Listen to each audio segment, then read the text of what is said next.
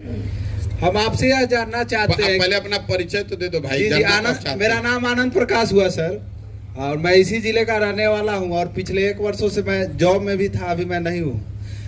मेरा आपसे यही सवाल है कि आपने कहा कि भूमि विवाद 60% जो है हम लोग के किसी के पास जमीन नहीं है, तो आपका विजन क्या है भूमि से संबंधित? जो इतने सारे विवाद आते हैं, 80% जो मुकदमे जा रहे हैं न्यायालय में, उसमें लगभग मुकदमे जो है विवाद जो है जमीन से संबंधित है। तो जमीन से संबंधित अभी जो सरकार कर रही है 2011 से सर्वे, वो सर्वे अभी तक नाकाम रहा है, और आने वाले समय में भी हमको नहीं लगता कि वो सफल होगा, क्योंकि उसके सफलता का कोई ठोस उपाय नहीं है। तो मेरा यही आपसे सवाल रहेगा कि जो मूल जड़ है विवाद का, न्यायालय में इतने लंबित मामले हैं, तो आपका भूमि से संबंधित क्या विजन हो? देखिए, बिहार जो है, मैंने आप जो पूरी बात कही आपने नहीं सुनी कि स्वतंत्रता के बाद बिहार देश के कुछ गिने चुने राज्यों में है जहां भूमि सुधार की दिशा में कोई प्रयास नहीं किया गया।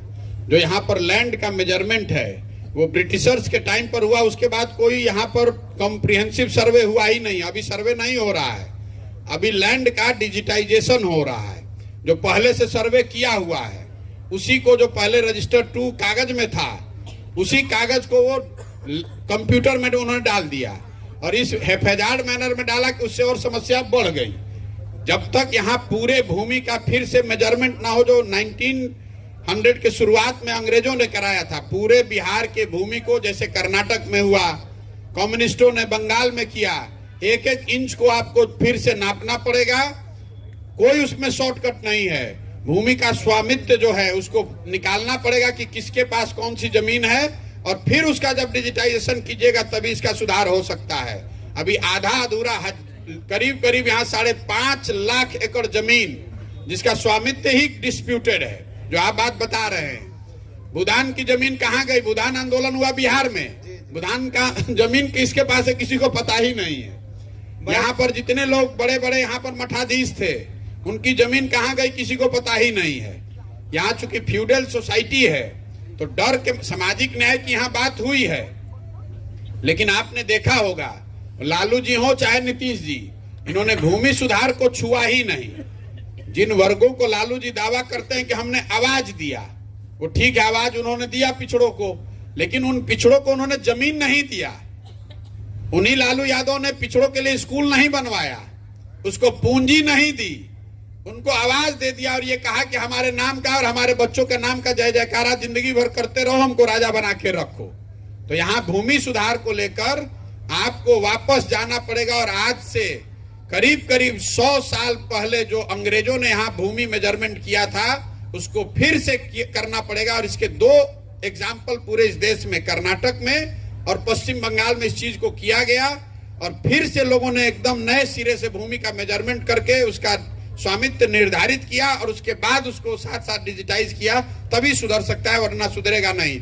अभी बिहार में जो भूमि से की व्यवस्था है वो न सरकार चला रही है, न सीओ चला रहा है, न कर्मचारी चला रहा है, उसको अटर्नी चला रहे हैं जो गांव के दलाल हैं। आपको भी मालूम है? जी बिल्कुल बिल्कुल, हम सर जॉब में रह चुके हैं, इसलिए मेरा ये सवाल हर प्रखंड में मुझे सीओ लोग से मुलाकात होती है, बात होती है, वो बता रहे हैं कि रजिस्टर 2 का कोई रिकॉर्ड है ही नहीं।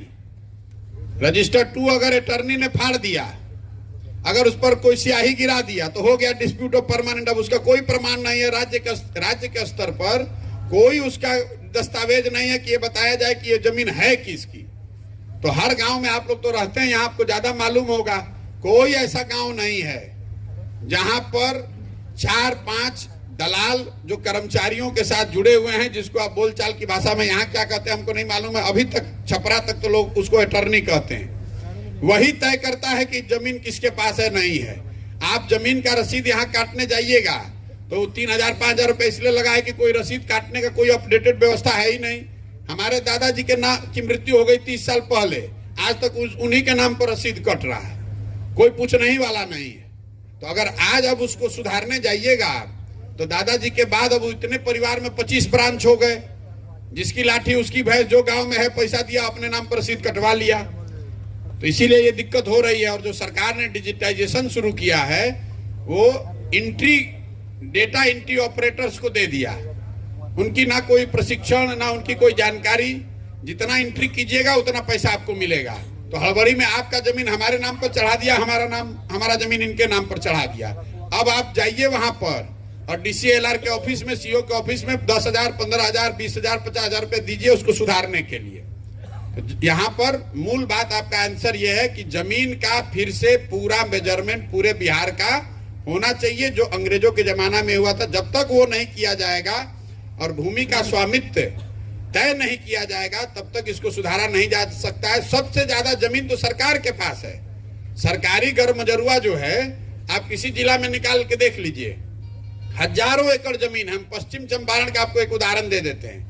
1,20,000 लोगों को पश्चिम चंपारण एक जिले में भूमि का पट्टा पिछले 30 साल में दिया गया है, अलग अलग सरकारों के द्वारा। उसमें किसी को जमीन नहीं मिला।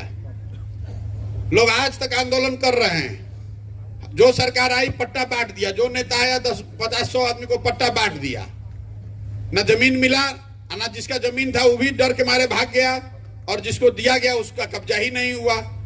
तो पूरी भूमि सुधार को जब तक यहाँ नहीं लागू किया जाएगा, तो आप ठीक कह रहे हैं, वो डिस्प्यूट का और बिहार के पिछड़ापन का एक बड़ा कारण है जमीन के दिशा, भूमि सुधार की दिशा में काम का न होना।